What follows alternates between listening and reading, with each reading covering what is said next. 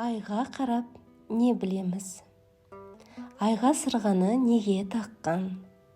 Бала кезімізде үлкендер ұрсатын, айға қарап қолыңды шошайтпа деп, сол шошайтқан қолымызды тістеткізетін.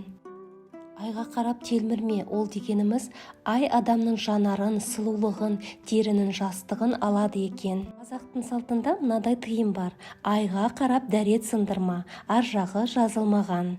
Құпиясы мынада: айға қарап дәрет сындырған қыз бала бедеу болады екен, ешқашан бала болмайды екенміз.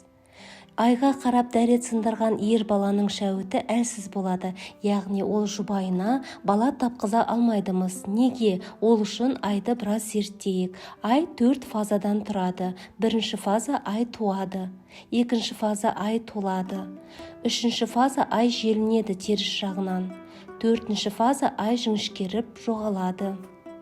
Есіңізде болсын, айдың ең қауіпті кезі адам үшін ол бірінші, екінші фазасы, яғни туылып толуға 2 жетіде ай күшті энергияны жерге жібереді.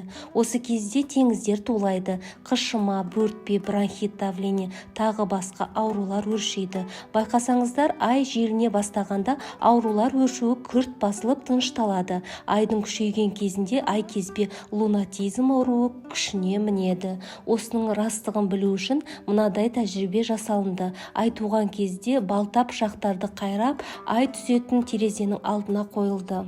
Бірінші пышақ пен балтаны орамалмен жауып қойды, екінші пышақ пен балтаны ашып тастады. Таң ата ашық тастаған балта мен пышақтың жүзін ай жеп қойған, ал орамалмен жапқан пышақ пен балта сол күйінде қалған. Міне, айға телмірме, ұйықтағанда ай бетіне түспесін деген осыдан шыққан. Невропатолог дәрігермен сөйлескенде бет аузы қисайған, учетта тұрған, ем қабылдаған студенттер қаншама Алматы қаласында. Ем жүреді, массаж, ине терапиясы, витамин уколдар, бірақ беттерінде тыртық іздер қалатындар да бар. Оның себебі ай энергиясының қатты өткені тәрізді. Бірақ дәрігер айдың әсері мүмкін десе де, медицинада бұл ауру паралич била деп аталады. Олар нерв жүйесіне суық тиген деп жазады диагнозды. Қызығы, екінші тәжірибе мынадай болды. Ай туғанда шашымды, тырнақтарымды алдым. Ай толған сайын тырнақ пен шаштарым тез өсетініне көзім жетті. Келесі айда шаш тырнағымды айдың 3-ші фазасында, яғни ай желіне мұжыла бастағанда алдым. Шаш тырнақ 2 жұмадай баяу өседі. Лунный календар дегенді естігенсіз бе? Жалпы ағаш бау-бақша отырғызғанда ай туып немесе толып келе жатқанда салсаңыз жақсы өседі. Себебі ай қуатымен тез көтеріледі. Ал өлара кезінде не айдың 3-ші фазасында ексеңіз, әлсіз, қуатсыз болып көтерілуіне біраз уақыт кетеді. Ескерту: бизнесті, жаңа жұмысты ай туғанда бастаңыз, берекесі болады. Себастьян Бах айға қарап әуендерін шығаратын. Ай Бахқа музыка берді, бірақ құлағы мен көзінің жанарын алды. Бах саңырау және көзінен айырылып өлді.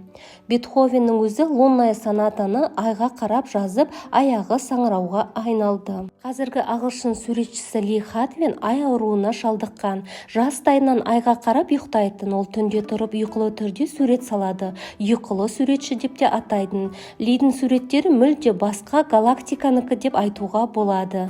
Біздің ата-бабаларымыз айдың қыр-сырын жақсы білген. Сол себептен айдан қорғану үшін мынадай іс-шаралар істеген. Ай сырға таққан, ай көріп әулетіме тиіспейді деп ырымдаған.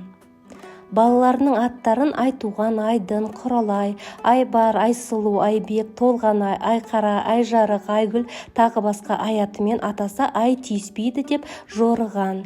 Ай туғанда айға бата берген, ескі ай есірке, жаңа ай жарылқа деп. Ай туғанда әжелеріміз, қыз келіншектер бастарына орамал киіп айға сәлем салған. Ай туралы тыйым сөздерді ұрпаққа үйретіп отырған. Айға қарап дәрет сындырма, айға қолыңды шошайтпа, айға қарап телмірме, тағы басқалары. Аңыз әңгімелер, дастандар, ертегілер, өлеңдерде, мифтерде айды тек мақтаған, ешқашан жаман айтпаған, қатері тиеді деген. Ай тұрғаннан кейін ұйықтауға рұқсат берген. Ай ұйықтаған адамның бетіне түспесін деп қатты ескертіп, жастардың құлағына құйып отырған. Қылышты қынапқа, пышақты қонышқа, балтаны сапыға салу керектігін қатты бақылаған. Себебі ай қайралғанның жүзін жеп қояды. Міне, айсырғаны кішіден бастап үлкен ана әжелеріміз құлағынан тастамай алтыннан таққан, айсырға таққанға ай тимейді деген. Әшекей бұйымдардың тылсым құпиясы сырлары кітабінен үзінді. Авторы Ешмағамбетов. Ұрпаққа үйретіңіз, бұл ата-баба салты өте маңызды.